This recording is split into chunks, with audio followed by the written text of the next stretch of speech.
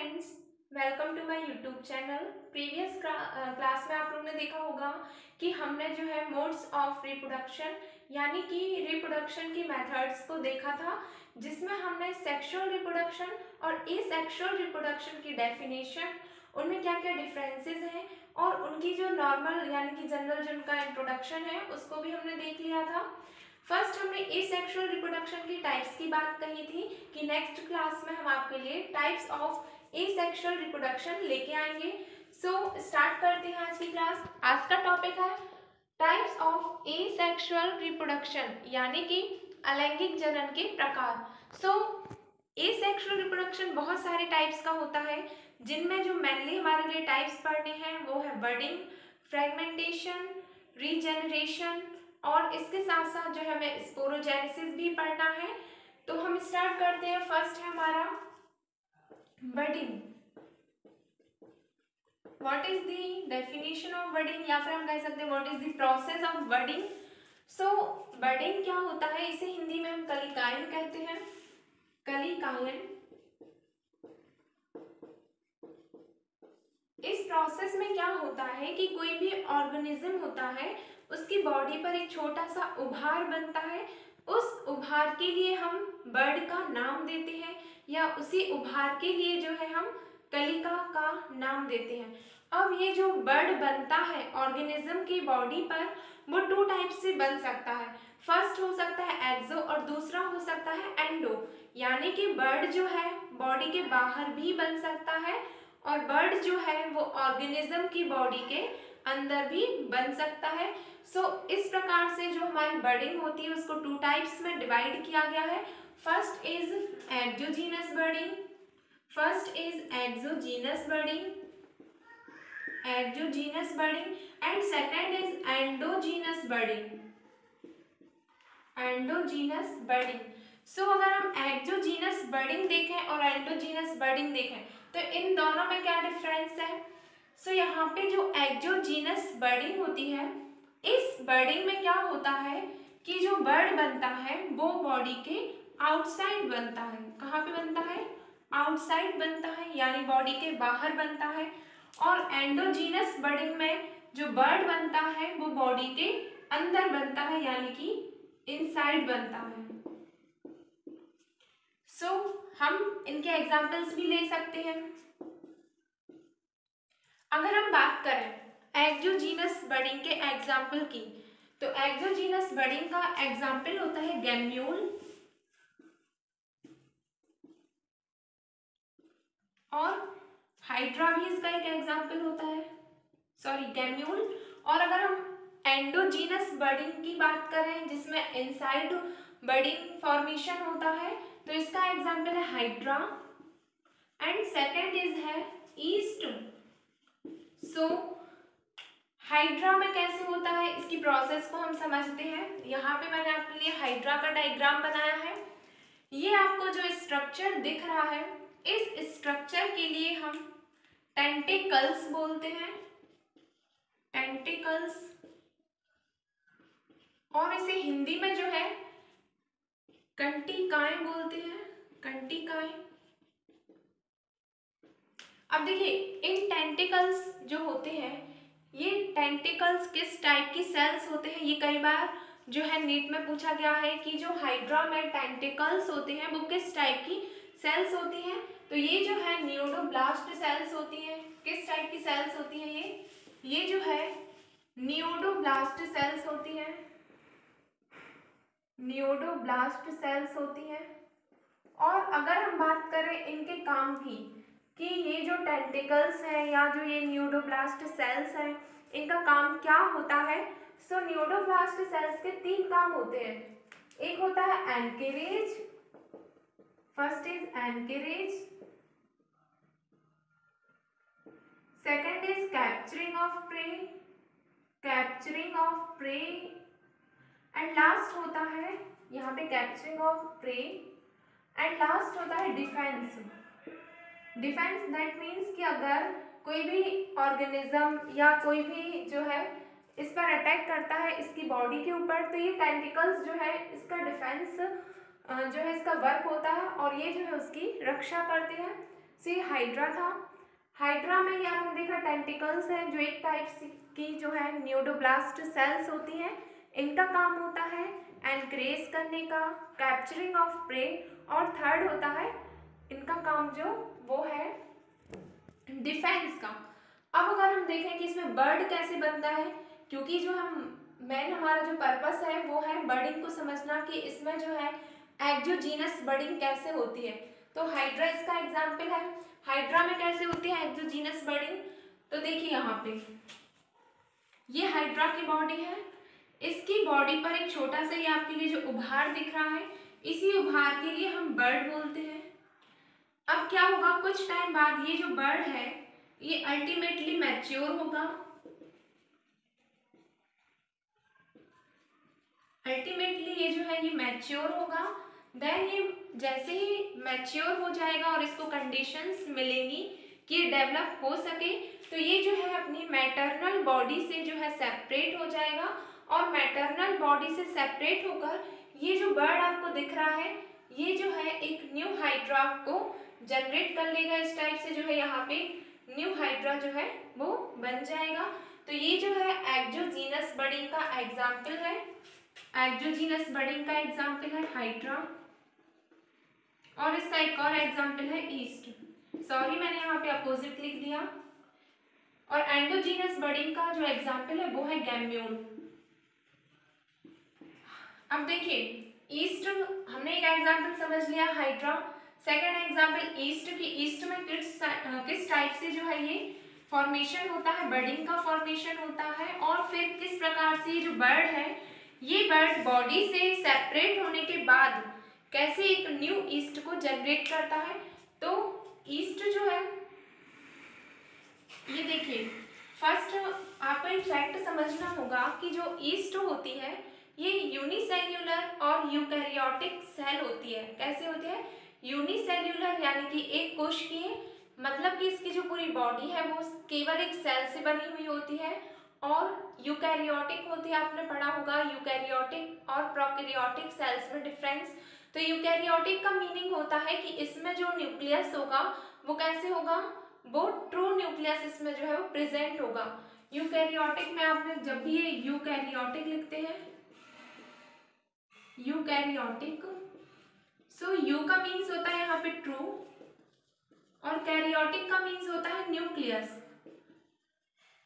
सो east किस type की cell है, यूकैरियोटिक और यूनिसेल्यूलर।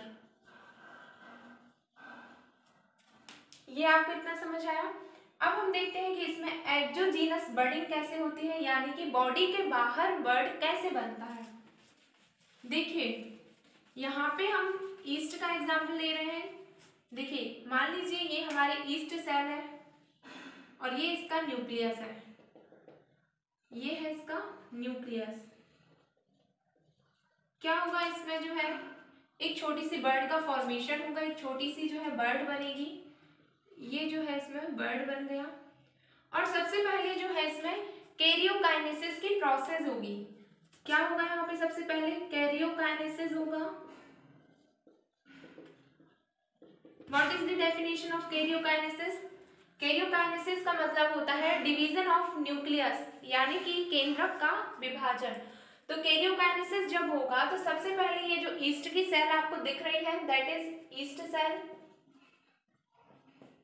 ईस्ट की ये जो सेल है इस सेल में एक बर्ड बना और ये जो इसका न्यूक्लियस था ये न्यूक्लियस जो है डिवाइड होना स्टार्ट करेगा इस टाइप से। ये जो है इस टाइप से डिवाइड होना स्टार्ट करेगा और कुछ टाइम बाद ये यहाँ पे इसका साइटोप्लाज्म होगा।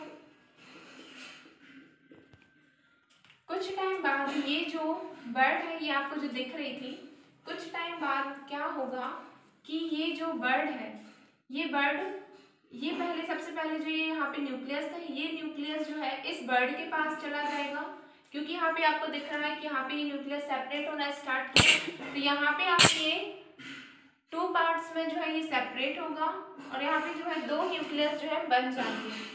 फर्स्ट न्यूक्लियस जो है वो बर्ड सेल के साथ, ये जो आपको बर्ड दिख रही है इस बर्ड सेल के साथ चला जाएगा और इस टाइप से ये जो मैटरनल सेल थी, मैटरनल सेल इस मैटरनल सेल से एक न्यू बर्ड का फॉर्मेशन हो जाएगा और ये जो बर्ड है ये जो है धीरे धीरे डेवलप होगी और एक न्यू ईस्ट को जो है बर्थ कर देगी। अब आपसे क्वेश्चन मैं पूछना चाहती हूँ कि जो ईस्ट होता है इसका यूज कहाँ पे होता है। ईस्ट का यूज जो है मैं बताती हूँ आपके लिए। ईस्ट का यूज जो है बेकरी इंडस्ट्रीज में होता है और बेकरी इंडस्ट्रीज में इसका यूज जो है अल्कोहल के फॉर्मेशन में होता है। लेकिन एक चीज है कि जब ईस्ट में जो फर्मेंटेशन होता है, ईस्ट में जो है फर्मेंटेशन होता है यानी कि उसमें मुकुलन होता है, उसमें जो है आपने देखा होगा ईस्ट में बहुत, जब भी हम खमीर वगैरह उठाते हैं तो उसमें छोटे छोटे जो है बुलबुले बनते हैं, उन्हीं के लिए जो है हम वो ही जो प्रोसेस होती है उसी को हम फर्मेंटेशन कहते हैं। लेकिन जब ये ईस्ट का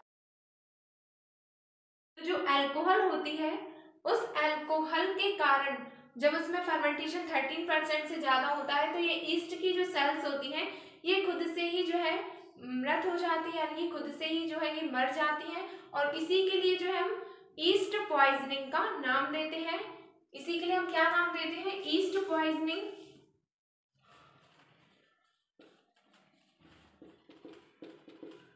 जिसमें क्या होगा कि 13% से ज़्यादा अगर ईस्ट में फर्मेंटेशन होगा तो ये ईस्ट की जो सेल्स हैं ये नष्ट हो जाएंगी और इसी के लिए जो हम ईस्ट पॉइजनिंग का नाम देते हैं। नेक्स्ट अगर हम बात करें नेक्स्ट मेथड की, एक चीज़ और आपको याद रखनी है हाइड्रा के बारे में। ईस्ट के बारे में मैंने फैक्ट बताया कि ये यूनिसेल्युलर है और इसका बेकरी इंडस्ट्री में यूज होता है। हाइड्रा जो है ये फ्रेश वाटर में पाया जाता है, ये फ्रेश वाटर एनिमल है, फ्रेश वाटर एनिमल।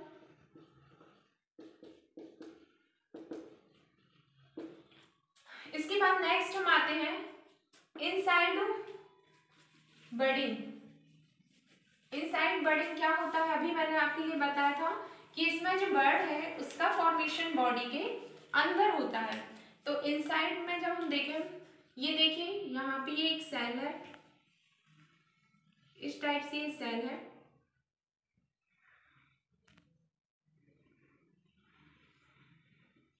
इस सेल के अंदर जो है ये आपके लिए एक बर्ड दिखाई दे रही है, ये पूरी जो है बर्ड है।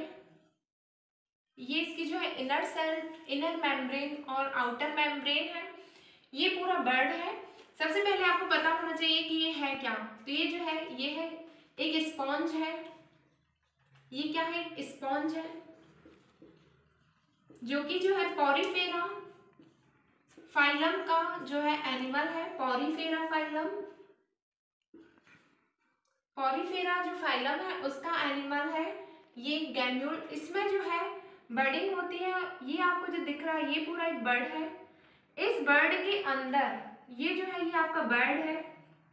इस बर्ड के अंदर क्या होगा? बहुत सारी जो है सर्कुलर जो है सेल्स पाई जाएंगी। इस टाइप से ये जो है ये सेल्स है, ये सेल्स है, बहुत सारी ये सेल्स इसमें भरी हुई होती है इस बर्ड के अंदर। अब क्या होगा? इन सेल्स के लिए हम क्या कहते हैं? सबसे पहले आपको पता होना चाहिए आर्कियोसाइट सेल्स, आर्कियोसाइट सेल। और ये आर्कियोसाइट जो सेल होती है किस टाइप की सेल होती है? टोटीपोटेंट। मतलब कि इनकी हर एक सेल, आर्कियोसाइट की हर एक सेल में जैसे ही ये जो बर्ड है ये बर्ड ब्लास्ट होगा तो ये जो जितने भी ये आर्कियोसाइट सेल हैं इन सभी सेल्स से जो है अलग अलग जो है वो एक न्यू बॉडी का फॉर्मेशन हो जाएगा। और ये जो है इनके लिए हम न्यूडोफोर्स भी कहते हैं।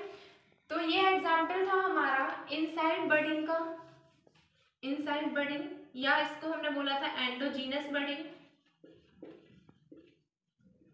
Endogenous budding. तो बडिंग समझ में आया, एक्सोजीनस बडिंग, एंडोजीनस बडिंग, जिसमें हमने देखा कि एक्सोजीनस बडिंग हाइड्रा और ईस्ट में होता है और जो एंडोजीनस बडिंग होती है वो जो है स्पॉन्ज में होती है। और ये स्पॉन्ज जो है ये पॉरीफेरा फाइलम का एनिमल होता है। साथ ही इसमें जो है आर्कियोब्लास्ट सेल्स होती हैं, ये सेल्स जो है टोटीपोटेंट होती हैं। नेक्स्ट हम देखेंगे, नेक्स्ट टाइप है हमारा वो है स्पोरोजेनेसिस।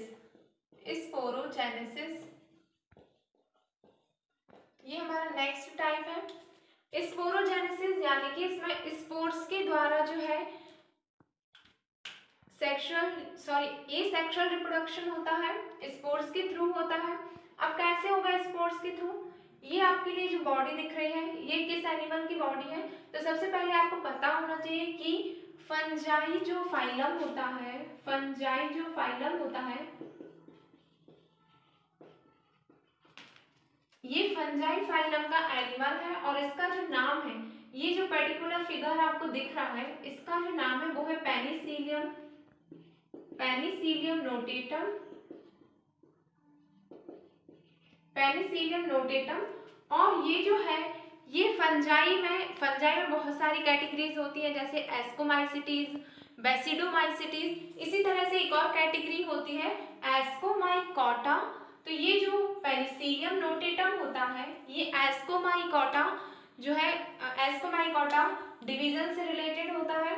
और साथ ही जो है इसमें स्पोर्स के थ्रू फॉर्मेशन होता है। ये आपके लिए जो दिख रहा है इस वाले स्ट्रक्चर के लिए हम स्टॉक कहते हैं, स्टॉक। और ये जो आपके लिए ये दिख रहे हैं छोटे छोटे ये जो पोर्स है, इनके लिए हम जो है कोनिडिया कहते हैं, कोनिडिया। ये हमारी कोनिडिया है और इन्हीं को जो हम स्पोर्स भी कहते हैं।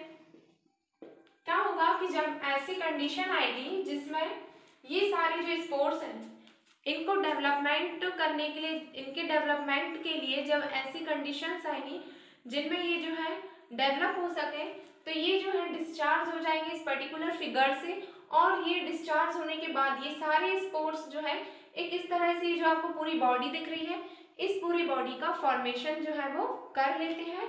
तो ये एग्जाम्पल था पेनिसिलियम नोटेटम का, जो कि एक फंजाई है और फंजाई में भी एस्कोमाइकोटा से रिलेटेड है। अब अगर हम बात करें कि पेनिसिलियम नोटेटम के बारे में इम्पॉर्टेंट फैक्ट पूछा जाता है कि है क्या, तो सबसे पहले ये एक ऐसी स्ट्रेन है, इस स्ट्रेन के थ्रू जो है सबसे पहले एंटीबायोटिक बनाया गया था, जो कि अलेक्जेंडर फ्लेमिंग ने बनाया था।